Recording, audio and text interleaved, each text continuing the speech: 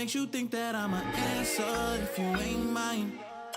Even if you call me up on Hey, times, cause you know I go crazy for mine. let that song rock. Something that you ain't like, cause We're I back. go crazy. Yes, sir. Let's play. I go crazy. Let that song play, baby. Crazy for mine. And I'll go Damn mask crazy. off, baby. Welcome back. Welcome back to the Niggas and Nerds version of the show. We had some more serious topics to discuss earlier, but we back to the roasting and having fun. All right. I wanted to cover this story last week, but I ain't gonna lie to you, I forgot. I actually forgot. And you know, right. So the Days Gone studio responds to controversial comments from the game's director. Now that I'm covering this, the studio has actually come out and responded to the story that I originally wanted to cover, which was, you know, the creative director came out and said some very disparaging things about the reception to the show. So let's read it. Earlier this week, Days Gone creative director John Garvin made headlines when he blamed the game's poor critical reception on woke reviewers who didn't care for the story's subject matter and couldn't be bothered to play the actual game. Sounds like something that the gaming community has been accusing the media of doing for years, but you know, we ain't gonna talk about that. That tweet has since been deleted, and Garvin made his account private following strong pushback. Now, before I go forward, that's a weak move. I ain't gonna lie to you. You know what I'm saying? I understand where you're coming from, but that is a weak move. If you are a man, at any point in your life, I am not in support of men making statements and not standing on what they said. If you make a statement and you meant what you said, you better stand on it. Blocking people, James Gordon, what's the other boy name? I don't know. Blessing, you know. Anybody else blocking people and shutting down your account after you said something controversial or something that, you know what I'm saying, people don't necessarily agree with, that's weak. All right. Days Gone developer Ben Studio has now chimed in. In a statement shared to the company's official Twitter account, they said, we are aware of comments made by our previous creative director on Days Gone regarding his personal view on critical reception of our intellectual property. Ben Studio does not share this sentiment, nor does it reflect the views of our team. Our studio is immensely proud of the work we accomplished on Days Gone and are thankful to every developer who poured their heart and soul into the statement. Now, that's standard, right? They have to come out and say that because they don't want to get any backlash or whatever the case may be.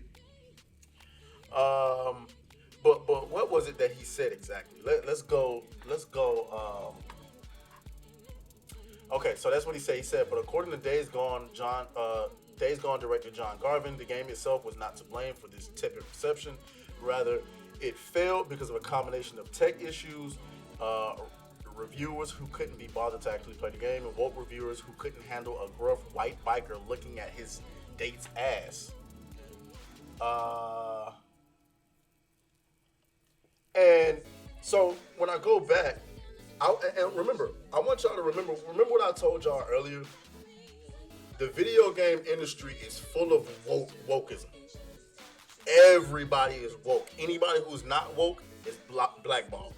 So like you'll see people responding to it in a negative way, and the studio, they understand. Like it's full of woke people. But from what I heard about the game Days Gone, I didn't play the game because at the time I didn't have a PlayStation. I don't think, or at least I guess I wasn't. I don't know what happened. But I heard the game was pretty good. It did have tech issues, and I think Sony didn't push the game or something.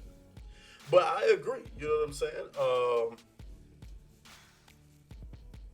I mean, hey, you know, when you have a white male, that was some of the. A lot of people were calling it just another straight white male led video game. It was garbage, man. It was garbage. So yeah, it was definitely the anti-woke crowd. But at the same time, the gaming community is pretty hip to that. From what I understand, there's a difference between the gaming community, the gaming community, and the gaming industry, right? The gaming community don't give a damn about none of that woke shit. All right. And so the gaming community is normally hip. So I'm gonna have to hold him accountable a little bit. If the game was really that good, people were gonna play it regardless. A prime example of this might be the new Harry Potter Legacy game that's gonna drop, and the trans community is trying to get people to cancel the game. And it seems like every time they make a push for it, more and more people go and pre-order the game. I'm gonna buy like 8 copies of it. Get ready, cause listen, I don't care nothing about your woke propaganda. Anyway, so yeah, I think if Days Gone was really that good, people would have played it regardless. But while I agree with your anti-woke stance, I can't really get on the same playing field with you when it comes to that being the reason why people didn't. But maybe I'm misspeaking here, because if I'm not mistaken, it did sell well, but I don't know. We'll look into it later on, guys. Y'all let me know what y'all think down in the comments. I'll talk to y'all a little bit later. Let's go. Beat that thing down like you started attention, my baby. You had some plans with your man, just tell him to cancel, my baby. Slide to the crib like